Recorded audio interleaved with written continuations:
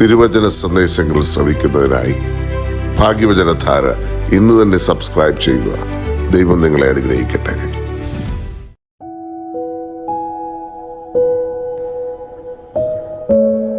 ദൈവ തിരുനാമത്തിന് മഹത്വം ഉണ്ടായിരിക്കട്ടെ. ഭാഗ്യവചനധാരയിലേക്ക് എല്ലാവർക്കും സ്വാഗതം. പ്രിയമുള്ളവരെ, കുരിശ് നമ്മുടെ ജീവിതത്തിൻ്റെ ഭാഗമാകണം. പ്രഥമ ചിന്തയിൽ കുരിശ് ലോകചരിത്രത്തിലെ ഏറ്റവും വലിയ വിരോധാഭാസമാണ്. എന്നാൽ യേശുക്രിസ്തു മുഖാന്തരം മരണത്തിൻ്റെ ഉപകരണം ജീവന്റെ ഉറവയായി മാറിയ നിമിഷം, ഇന്ന് നമ്മൾ ഗോൽഗോത്തയിലേക്ക് ദൃഷ്ടി പതിപ്പിക്കുമ്പോൾ യേശുക്രിസ്തുവിന്റെ ക്രൂശ് മരണം മനുഷ്യകുലത്തിന് എന്ത് അർത്ഥം നൽകുന്നു എന്ന് നമുക്ക് ചിന്തിക്കാം. ഒന്നാമതായി, പ്രതിനിധാനത്തിന്റെ മഹാരഹസ്യം, ദ സീക്രട്ട് ഓഫ് സബ്സ്റ്റിറ്റ്യൂഷൻ.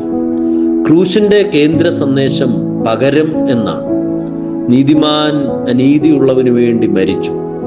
നാം അർഹിച്ച ശിക്ഷ അവൻ ഏറ്റെടുത്തു. ബൈബിൾ പറയുന്നു, നമ്മുടെ ലംഘനങ്ങൾ നിമിത്തം അവൻ കുത്തപ്പെട്ടു, നമ്മുടെ അകൃത്യങ്ങൾ നിമിത്തം അവൻ തകർക്കപ്പെട്ടു.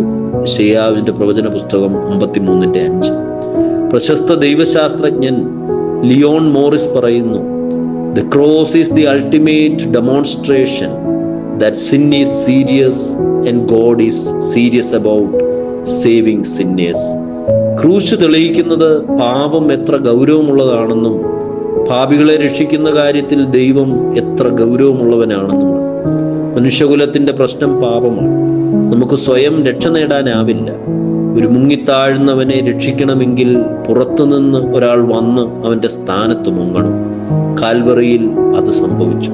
മനുഷ്യകുലത്തിന്റെ പാപഭാരം ചുമന്ന് യേശുതമ്പുരാൻ മരണത്തിന്റെ ആഴങ്ങളിൽ മുങ്ങി നമുക്ക് ശ്വാസം തന്നു. 2, ദൈവസ്നേഹത്തിന്റെ പരമോന്നത പ്രകടനം, the supreme manifestation of God's love. ക്രൂശ് ദൈവത്തിന്റെ കോപത്തിന്റെ മാത്രം പ്രതീകമല്ല, അത് അവിടുത്തെ സ്നേഹത്തിന്റെ തുറന്ന പുസ്തകമാണെന്ന് ക്രിസ്തു കാണിച്ചു. ദൈവം എത്രത്തോളം നമ്മെ സ്നേഹിക്കുന്നു എന്നതിന്റെ അളവുകോലാണ് കുരിശ്. ബൈബിൾ പറയുന്നു, നാം പാപികളായിരിക്കുമ്പോൾ തന്നെ ക്രിസ്തു നമുക്ക് വേണ്ടി മരിച്ചു എന്നതിൽ ദൈവം തന്റെ സ്നേഹം നമുക്ക് പ്രകാശിപ്പിക്കുന്നു. റോമർ 5:8. റഷ്യൻ എഴുത്തുകാരൻ ഫ്യോദർ ദസ്തേവ്സ്കി തന്റെ ദി ഇഡിയറ്റ് എന്ന നോവലിൽ ഇപ്രകാരം എഴുതി, the beauty of the cross is that it reveals a God who suffers with us, not above us.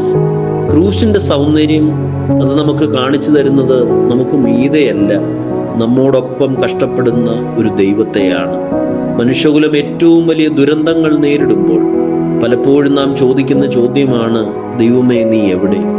ക്രൂശിൽ ദൈവം മറുപടി നൽകുന്നു, ഞാൻ നിന്റെ കഷ്ടതയുടെ ഉള്ളിൽ തന്നെയുണ്ട്. യേശു, എൻ്റെ ദൈവമേ എന്തിനെന്നെ കൈവിട്ടു എന്ന് നിലവിളിച്ച് പ്രാർത്ഥിച്ചപ്പോൾ ദൈവം മനുഷ്യന്റെ പ്രതിസന്ധികളുടെ ആഴങ്ങളിലേക്ക് ഇറങ്ങി വന്നു. 3, മാപ്പിന്റെയും അനുരഞ്ജനത്തിന്റെയും അടിത്തറ, the foundation of forgiveness and reconciliation. ക്രൂശില്ലാതെ മാപ്പില്ല.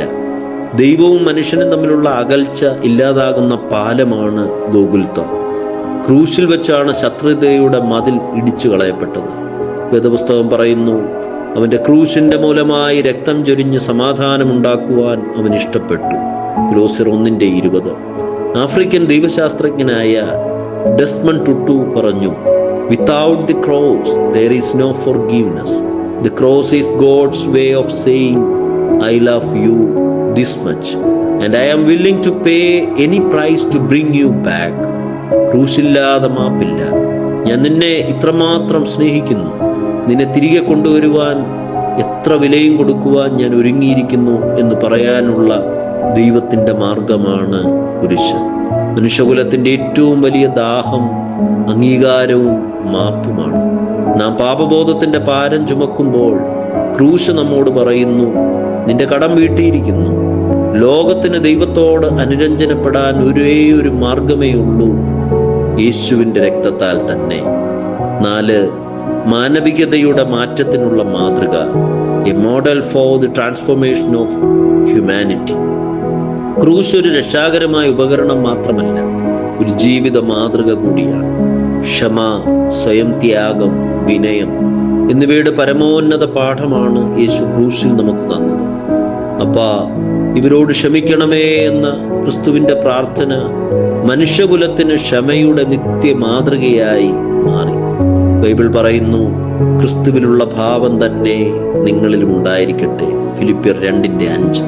വിഖ്യാത ദൈവശാസ്ത്രജ്ഞൻ ഡിട്രിച്ച് ബോൺഗോഫർ തന്റെ ദി കോസ്റ്റ് ഓഫ് ഡിസൈപ്പിൾഷിപ്പ് എന്നതിൽ എഴുതി, "The cross is not the terrible end to a pious happy life, but it meets us at the beginning of our communion with Christ.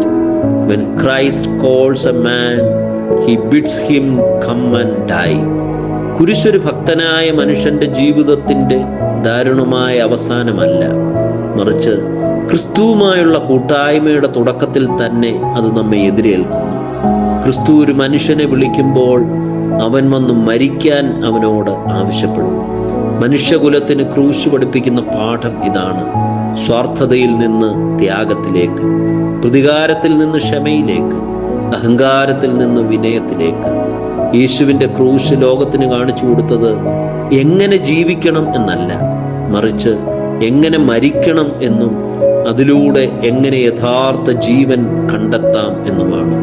പ്രിയരെ, ക്രൂശ് ചരിത്രത്തിന്റെ ഒരു സംഭവം മാത്രമായി നിലനിൽക്കുന്നില്ല. അത് ഇന്നും നമ്മോട് സംസാരിച്ചു കൊണ്ടിരിക്കുന്നു.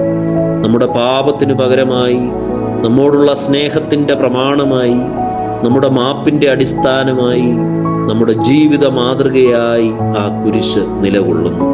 നമ്മൾ ഇന്ന് യേശുക്രിസ്തുവിന്റെ മരണത്തെ ധ്യാനിക്കുമ്പോൾ നമുക്ക് വേണ്ടി അവൻ ചെയ്തത് ഒരിക്കൽ കൂടി ഹൃദയത്തിലേറ്റാം. ക്രൂശിൽ തൂങ്ങിയവൻ രാജാതിരാജാവും കർത്താതി കർത്താവുമാണ്. ആ ക്രൂശിന് മുമ്പിൽ നമ്മുടെ അഹങ്കാരവും സ്വയം നീതീകരണവും സമർപ്പിച്ച് അവന്റെ കൃപയിൽ ജീവിക്കുവാൻ നമുക്ക് തീരുമാനിക്കാം. കാൽവറിയിലെ രാജാവേ, ഞങ്ങൾക്ക് വേണ്ടി നിന്റെ ജീവൻ തന്ന കർത്താവേ, ക്രൂശിന്റെ അർത്ഥം ഞങ്ങളുടെ ജീവിതത്തിൽ ദിനം പ്രതി വെളിപ്പെടുത്തണമേ. ഞങ്ങളുടെ പാപങ്ങൾ ക്ഷമിച്ച് അനുരഞ്ജനത്തിന്റെ സുവിശേഷവുമായി ലോകത്തിലേക്ക് ഞങ്ങളെ അയക്കണമേ.